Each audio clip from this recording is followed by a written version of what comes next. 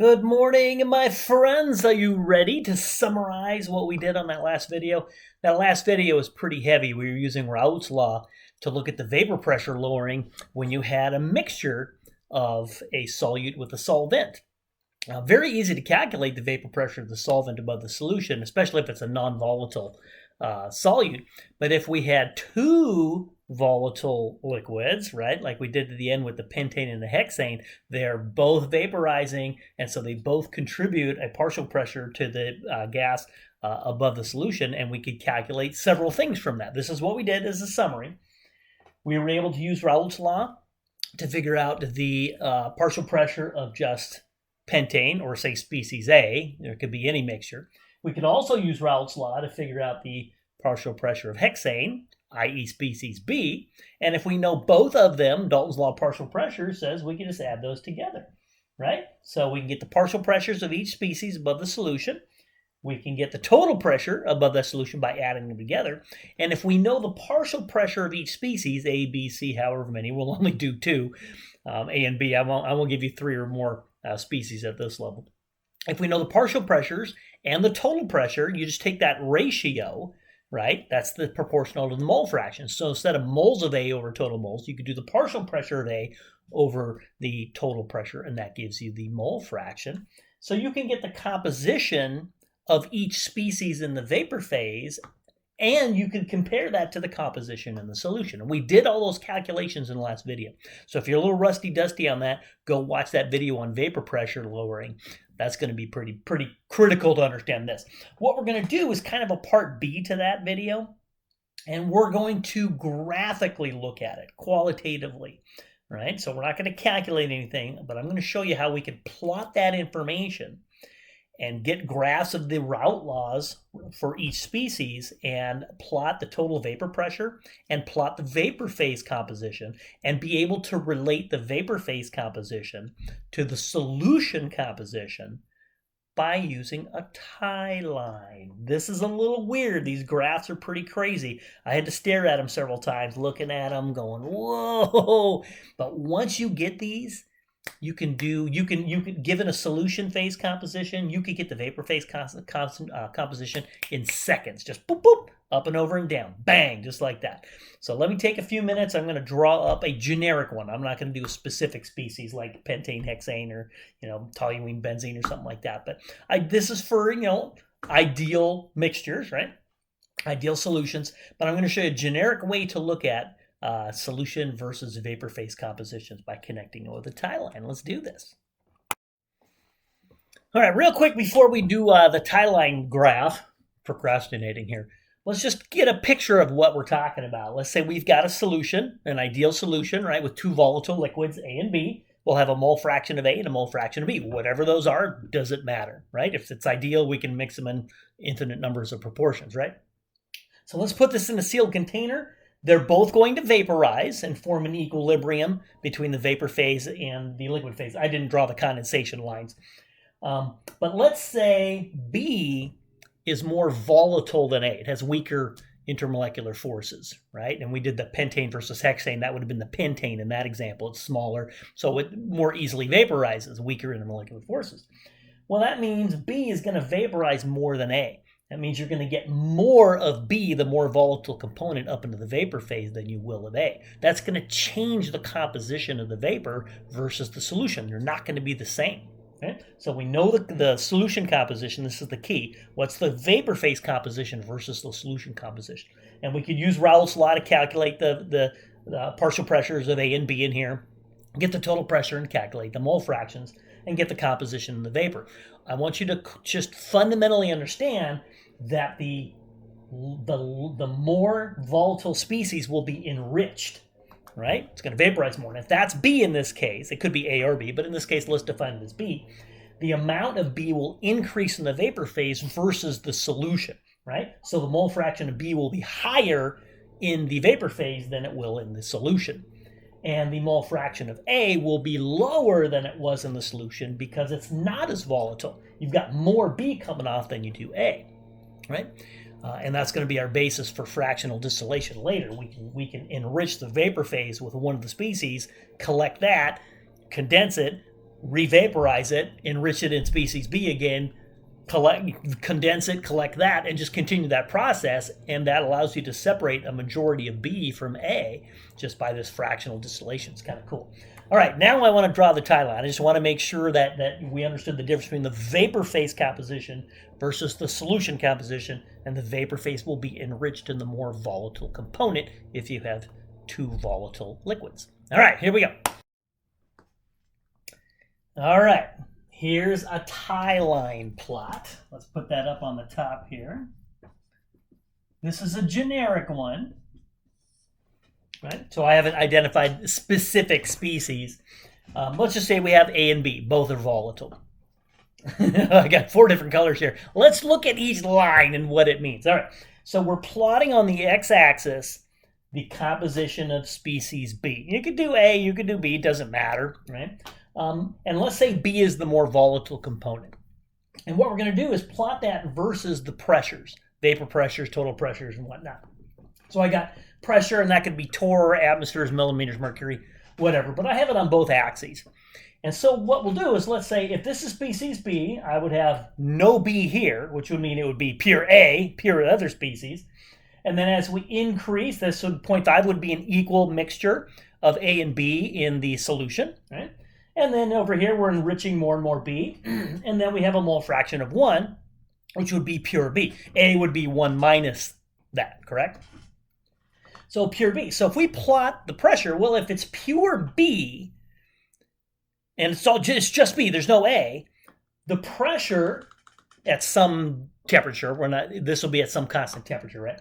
So that would be that, if we plotted that, that would be the pure vapor pressure for component B, right? Right. That's why we have that little knot symbol up there. So this would be pure B. And if we did the opposite of that, and plotted it for A, this would be on the green line. So if you follow the red line, this is the Raoult's law plot for species B. Remember Raoult's law, where the partial pressure of B above the solution is just the mole fraction of B times its pure component, right? So if you have no B at all, it'd be 0. If it's all B, it'd be the pure vapor pressure. And just as you increase B, Raoult's law says its vapor pressure increases above the solution, right? So if we took our data from the last video with the pentane hexane and just did that, calculated that with increasing mole fractions of B, we would get this red line, okay? So this is the vapor pressure of B. So vapor pressure of B line. The red one, right? So if you just focus on that, see that nice straight line? That's Raoult's law, my friends. Pretty straightforward. Well, we can do the same thing for A. So if there's no B, it would be pure A. If it's all B, there'd be no A, correct? So we just have Raoult's law for species A, but it's backwards, right? So if the mole fraction of B is 0, the mole fraction of A would be 1, and that pressure would be the pure vapor pressure of species A. See that? And this would be less volatile. See how that pure vapor pressure is lower at the same temperature than B? So the one that's higher up is the more volatile component. And most of the plots I see, they always put the more volatile component on the right-hand side. You don't have to, right? It's just more common that way, right? We can flip this, right? So if we have no A whatsoever, right, the vapor pressure would be 0. And as we increase the mole fraction of A, equal mix, and then get pure A, that would be the Raoult's law plot for species A, right? So this would be the vapor pressure of A line. Now, commonly with tie line plots, you don't see these individual, the red and green ones, the holiday-like. They don't include those because it does get it a little crazy, but I need to include those so you can see where this dotted black line comes from. That's my goal, right? And these are stuff we just calculated in the last video, the vapor pressure lowering. So if we just did Raoult's law and plotted it for different mole fractions of A, right, from 0 to 1, we'd get that little line right there. We're just plotting Raoult's law. So now, remember, if you know the vapor pressure of A above the solution and the vapor pressure of B above the solution, so let's say we had an equal mole fraction of both. Let's say we had 0.5 B and 0.5 A, right? Well, what would be the vapor pressure of A above that solution? right here. Let's do that in brown. No, we'll do it in brown. So if we had a mole fraction of 0.5 in B and 0.5 in A, that would be the vapor pressure of A above the solution. What would be the vapor pressure of B above the solution? Well, you just go up to the red line. See that? That'd be the vapor pressure of B. If you remember, to get the total vapor pressure with the solution, you just add those together. So if I take that pressure and add that pressure, I get that value right there. Isn't that nice? So if I go all the way across from no B at all to all B and just go up and add the dot at the red line and the green line, that would be the vapor pressure of B, vapor pressure of A, add them together, you get the dotted black line. That's the total vapor pressure. Plot it, right?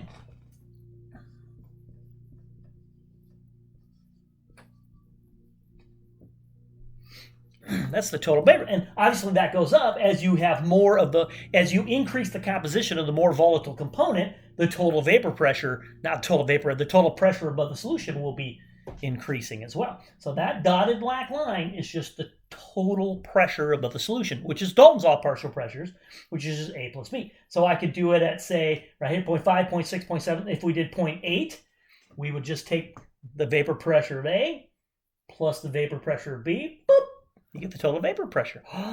And you know a nice little trick for this? You could take any point along that line and go down, and it tells you the solution composition.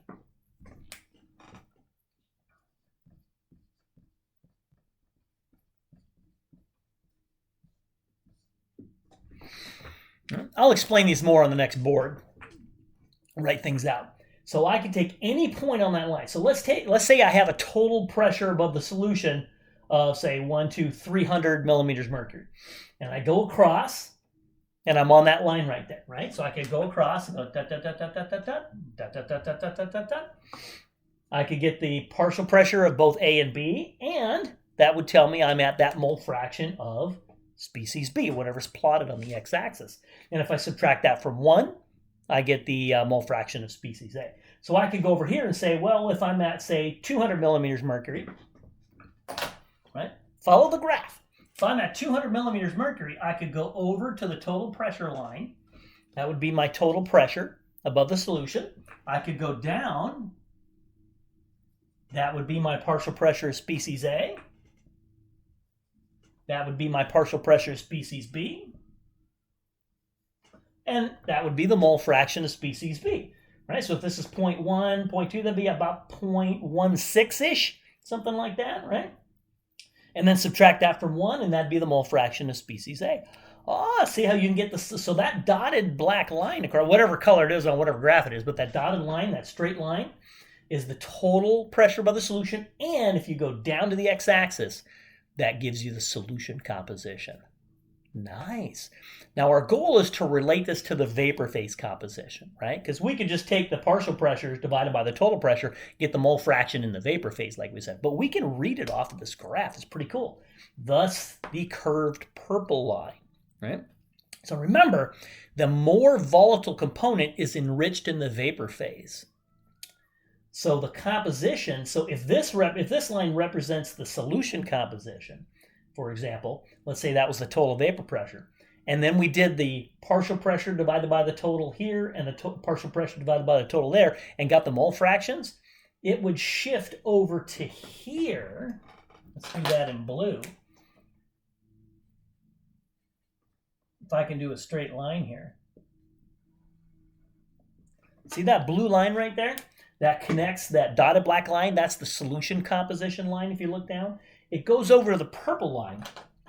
That purple line gives you the mole fraction of species B and thus species A, if you subtract from 1, in the vapor phase, which is more enriched. See that? As you go over, you get more B, which is the more volatile component. So this purple line is the vapor composition. Oh my goodness! Like I said, it took me several times to read through this and go over it and you can match calculations versus the plot. All we're doing right now is just plotting the data we did in the vapor phase, in the vapor pressure lowering video. And I'm just making a generic species. This blue line connects the solution composition line. Anything on that black dotted line, and you go down, that's a solution composition. If you go over to the purple line, the curved line, and go down, that represents the vapor phase composition. This ties the solution to the vapor phase. This is called a tie line.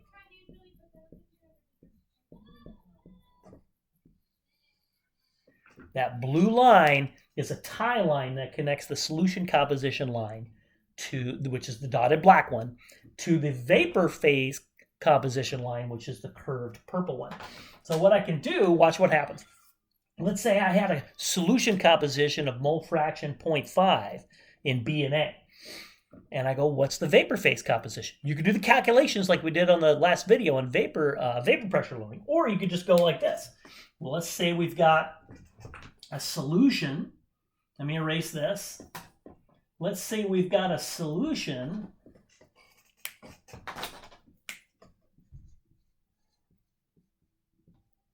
that's a mole fraction of A of 0.5 and a mole fraction of B of 0.5.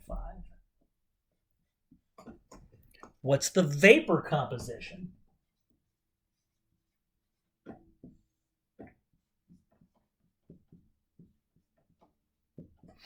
You could go through the calculations, or you could just read from the tie line. Follow me. You ready? Here we go. So let's take 0.5, and if we go up to the dotted black line, that's the solution composition. So let's say I'd say we got a solution that's 0.5 mole fraction in B. You just go up. There's the vapor pressure species A. Go up. There's the vapor pressure species B. Go up. There's the total pressure above the solution. Take the tie line over. And again, this you're estimating it off a graph, so it won't be quite as accurate as the calculations. Go over from the solution line, take a tie line over to the composition of the vapor line, and then go down. Boop.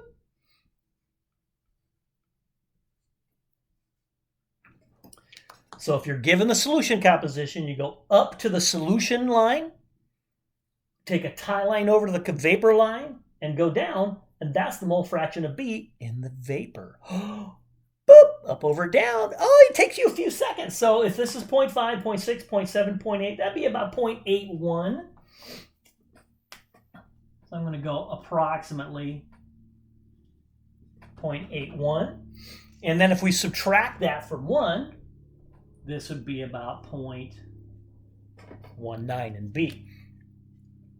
Oh, sorry, I got it backwards. That's B.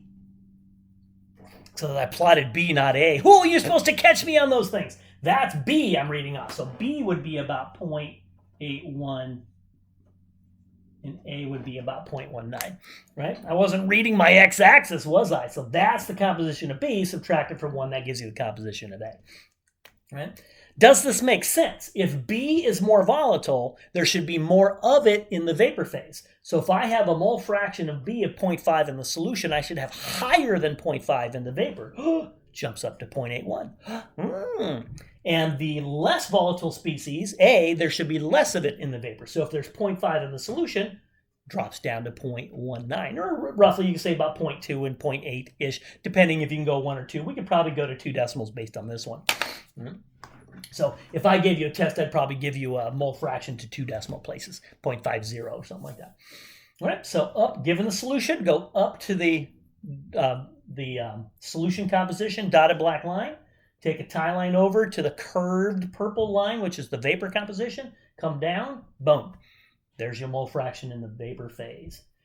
We could go backwards too if we wanted to. Let's say I gave you a problem and say, hey, if you've got a vapor composition that's a mole fraction of 0.81 in B and 0.1, I only have to give you one of them, right? Just subtract the other from 1. So I give you this in the vapor. I can say, what's the solution composition? So in that case, you go from the mole fraction in the vapor phase, say 0.81, go up to the vapor composition line, take the tie line back to the solution composition line, which also gives you the total vapor pressure, go down, and that gives you the mole fraction of that species B in the solution, which should be less. So if you start at 0.81, it drops to 0.5 in the solution, right?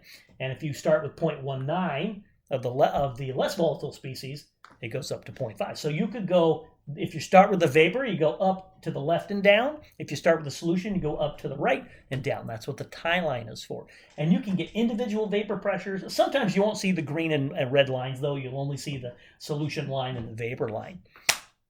Oh my goodness! Let's see if I can. You want to do one more? Let's do one more real quick. You ready? This takes a few tries, doesn't it? So let's do the reverse. Let's start with the vapor composition and go backwards to a solution composition. So let's say the vapor, and I'm just making these up as I go. So let's say we have a vapor phase of, let's say 0.6, let's say 0.7, right? Let's do 0.70. So the mole fraction of B is 0.70. Therefore, the mole fraction of A would be 1 minus that, would be 0.30. So what's the solution composition? What's the mole fraction of B? And you can do A first and then B, doesn't really matter. See if you can do that. Okay, so I'm going to erase these lines here.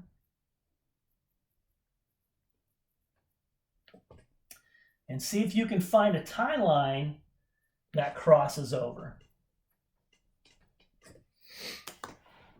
So let's do that in blue this time. So I'm starting in the vapor phase composition with a value of 0.5, 0.6, 0.7. So this is 0.70. So I'm going to go up, and this is the vapor phase. So I'm going to go up to the vapor line. So let's go up.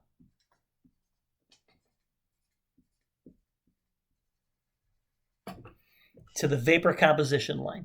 Let's take a tie line back over, right? So we're moving up this direction. We're moving backwards. I'm going to take a tie line over to the solution composition line, and line's not going to be perfectly straight. So when I grade these on exams, I'm going to give you a range of, so if I say, 0.3, 0, I'll take 0.32, 0.33, something pretty close. I could also do mole percent. So I could have said this is 70% B and 30% A, right? So I went from 0.7 mole fraction of B in the vapor composition to the vapor line over to the solution line. And now let's go down.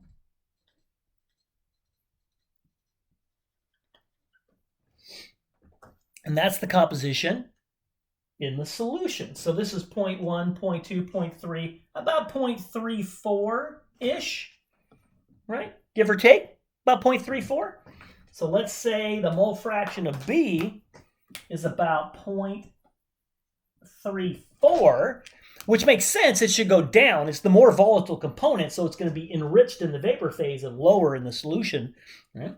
And if we subtract that from 1, we get about 0.66 in A, right? Which is now lower in the vapor because it's the less volatile species, right? That should add, if I did my math right, those should add up to 1. I hope I didn't screw that up. Get my calculator, man.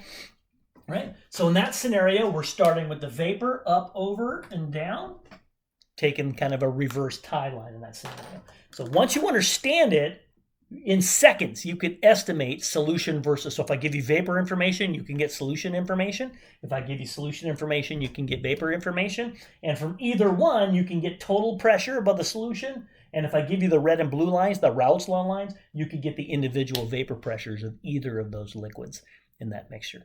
These tie lines are pretty cool. So let me kind of summarize that on the next board.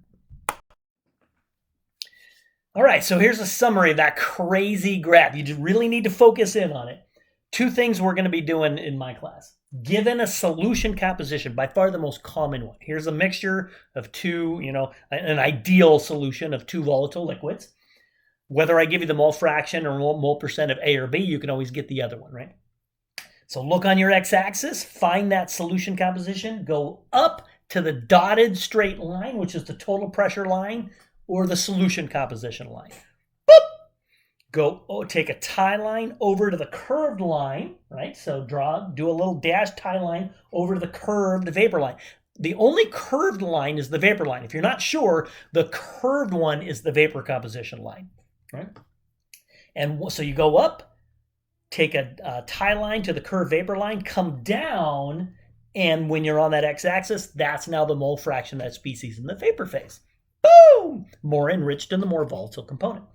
The other way I can do it is reverse it. Given the vapor composition, boop, you can get the solution composition. So again, you go to the x-axis, get the mole fraction of whether it's species A or B, doesn't matter. Go up to the curved line, which is the vapor composition line. Take a tie line over to the dashed line, the total pressure line, which is the solution composition line. So you go up, take a tie line over, come down, and that on the x-axis is the mole fraction of that species in the solution. All right? Pretty straightforward. I could also ask you for total pressures or individual partial pressures. You just see where they intersect with the Raoult's law lines and whatnot. So very doable. So what I'm going to do is just a real quick intro to fractional distillation. I'm going to redraw that tie line plot, but instead of plotting individual pressure, total pressures and versus mole fraction, what we're going to do is do it versus the normal boiling point. Remember, that's when the total pressure above the solution equals the external pressure, atmospheric pressure, or barometric pressure.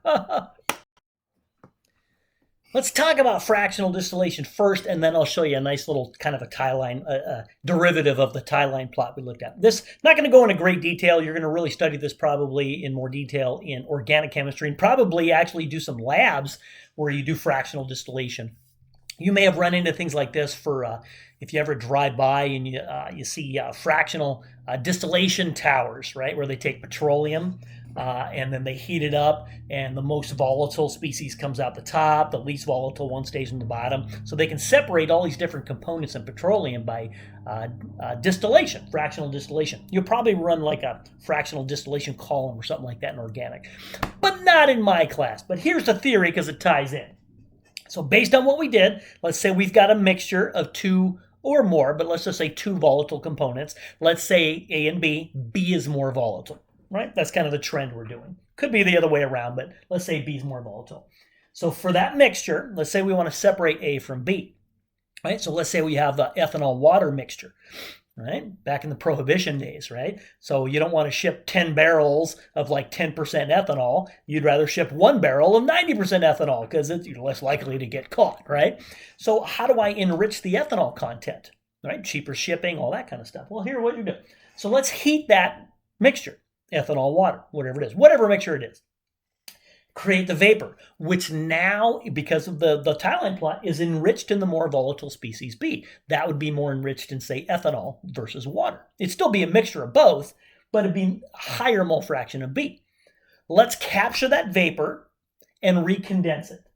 So now we have a new mixture, a new solution that has a greater mole fraction of B, say ethanol versus water. Okay, now let's heat it again. That vapor will now be even more enriched in species B, right? You're slowly, each time you do this, you're increasing the mole fraction of B in the vapor phase, reducing the mole fraction of A, so you have even more ethanol in the vapor phase. Condense that new vapor and get a new mixture with even greater mole fraction of species B, say ethanol. And just keep repeating that over and over and over. You know, heat it up, collect the vapor, recondense it, you've enriched the more volatile species, and you've got the new solution. Heat it up again, collect the vapor, recondense it. You got a new solution enriched in the more volatile species, and just keep doing it over and over and over. And sooner or later, you can start to separate species B. You may not get pure B at the end. You can't do that for ethanol and water and things like that, but you can really enrich it to like 96% or something. I don't know the exact number off the top of my head. But you can, it's like a separation. Distillation is a separation technique based on the different boiling points, and you can see how that works out. So let me draw you a cute little plot here, and we'll end this video.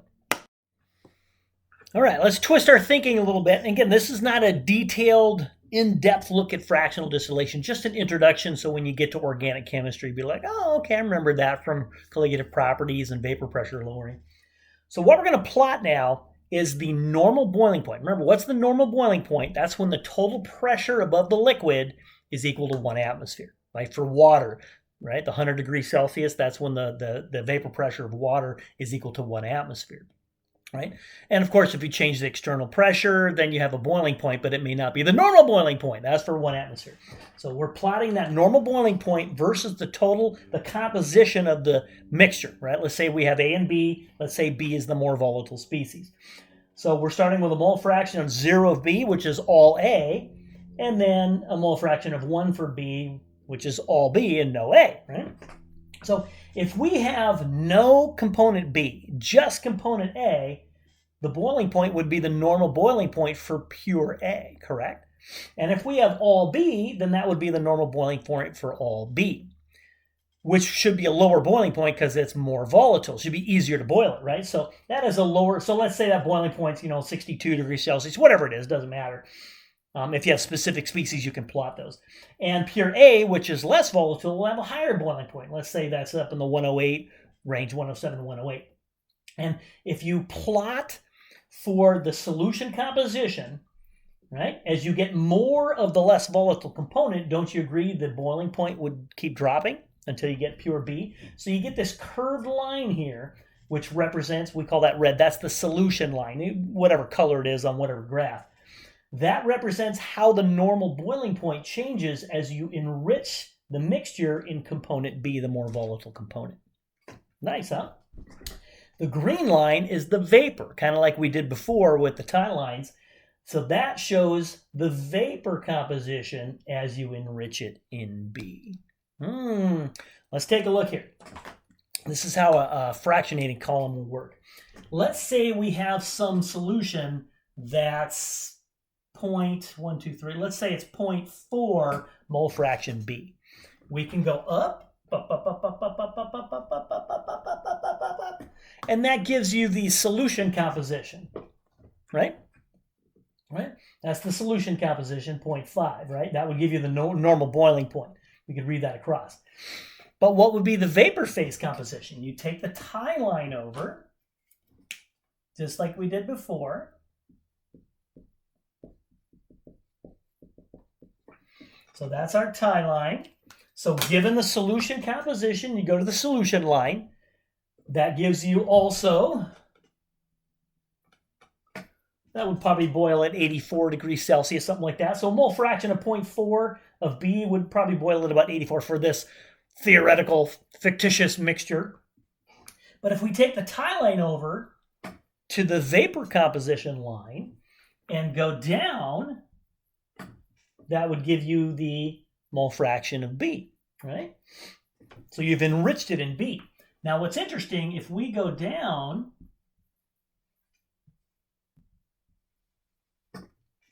let's say we go down to there. So we take this solution, that's a mole fraction of 0.4, heat it up, right? Take the tie line over, go down, that would be the composition. Now, if the vapor phase, but we could condense that, right? So let's take that vapor and condense it into a solution.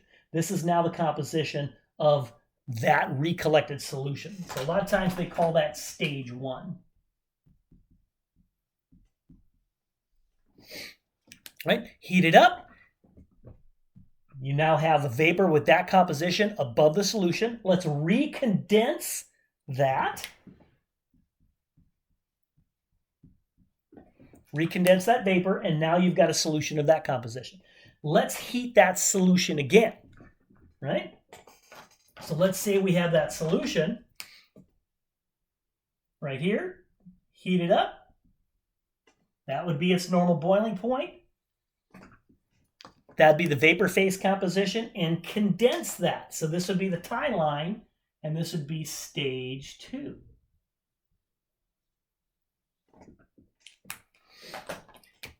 And then if you condense that, you'll now have a solution with that composition. You see how you kind of go over in steps, right? And you can do this over and over and over until you try to purify that as much in B as possible. So heat it, take that solution of that composition, right? Heat it up to the vapor. Take the tie line over. That gives you the vapor phase composition. Recondense it. You just finished stage 1. Take that new solution, right? Heat it up. it will have this new vapor phase composition enriched in B, condense it into a solution. You now have this solution, right? And then you could heat that up again, go over and down. You can start here, just go over, down, over, down, over, down, over, down. Stage 1, stage 2, stage 3. Each stage, you're enriching it in B. So it's just kind of an introduction to fractional distillation if you see a tie line plot. I like that. Study this video over and over, my friends. It's a doozer, but once you see how you work it, it's actually not too bad.